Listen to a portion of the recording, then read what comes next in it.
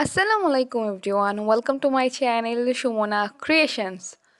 তাহলে আজকে ব্লকের ডাইস কিভাবে অনেক দিন ভালো রাখতে পারবেন, কিভাবে সুন্দর করে কাজ করতে পারবেন, ডাইসগুলা সংরক্ষণ করবেন, সেই সব নিয়ে আলোচনা করব। তো চ্যানেলে নতুন হলে চ্যানেলটাকে সাবস্ক্রাইব করে দিবেন, বেল আইকনে ক্লিক করে দিবেন লেটেস্ট সব আপডেট পাওয়ার জন্য।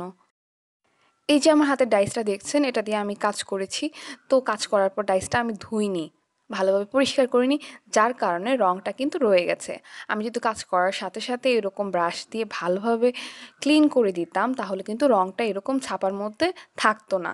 এই যে অপর সাইডে একটা ডাইস দেখছেন, এটা দিয়ে কিন্তু আমি কাজ করেছি। তো এটা কিন্তু এরকম ক্লিন রয়ে গেছে, আর এই ডাইসটা দেখেন, এটা কিন্তু ক্লিন করা হয়নি, যার জন্য পরের বার কাজ করতে গেলে ভালোভাবে ছাপ বসবে না। এই যে এই ডাইসটা দেখেন, এটা অনেক দিন এরকম রং করে রাখার কারণে দেখা যায় ফাঙ্গাস পড়ে গেছে। তো আপনারা যখন ডাইস ইউজ করবেন তখন সাথে সাথে ক্লিন করে নেবেন। সেই সাথে আরেকটা কথা, অনেক দিন যদি আমরা ডাইসগুলো কোথাও রেখে দিই, তাহলে মাঝে মধ্যে আমরা কি করব, রোদের আলোতে দিয়ে রাখবো, তাহলে ডাইসটা ভালো থাকবে।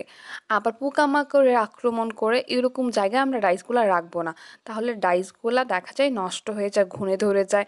যত ভালো কাঠেরই হোক না কেন, আমাদের একটু যত্নের প্রয়োজন রয়েছে।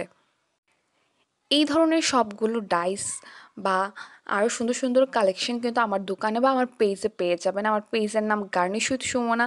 এছাড়া আরেকটা পেজ রয়েছে সুমনা ক্রিয়েশনস নামে। ডিসক্রিপশনে পেজ লিঙ্ক দুইটাই দেয়া থাকবে। এছাড়া ফোন নাম্বার, হোয়াটসঅ্যাপ আর ইমোর জন্য দেয়া থাকবে। বাংলাদেশের যে কোনো জায়গা থেকে আপনারা যেখানে যেখানে পসিবল হোম ডেলিভারি, আমরা হোম ডেলিভারি দিয়ে থাকি। আর ডাইস দিয়ে যখন কাজ করবেন তখন অবশ্যই খেয়াল রাখবেন যে ভালোভাবে ছাপ বসার জন্য ডাইসটা আগে পানিতে ভিজিয়ে রাখতে হবে কতক্ষণ। ডাইসের কিন্তু বিভিন্ন ধরন হয়, তো আপনাদের কাজের ধরন অনুযায়ী বড় থেকে ছোট, ছোট থেকে বড় এরকম নিতে পারেন।